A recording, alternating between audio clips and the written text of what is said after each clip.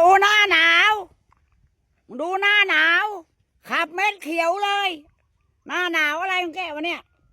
โอ้โหร้อนสุดยอดเลยหน้าหนาว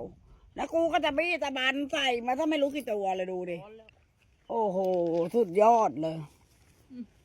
สุดยอดขับเม็ดเขียวมาแล้วเดี๋ยวขายหมดไม่หมดกูกลับแม่งเลยกูร้อนกูขาดทุนทั้งแม่งเหอะหมูหมดยังในตู้อ่ะโอเคเนี่ยเวลาเอาหมูมานะไม่เจอคนรอหมูเลยพอกูไม่เอาหมูมานะหมูมีไหมหน้าม้าแย่ห่อทะเลฮะชิบหายเวลากูเอามาไม่แหกหอยมาคอยอ่ะเวลากูไม่เอามาเนี่ยมาคอยจังเลยคนซื้อนี่แหละชิบหายลมจะขึ้น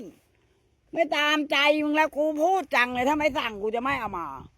กูก็คืนเอามาเดี๋ยวให้ไอ้สงกรานต์ทอดให้หมดเบื่อแล้ว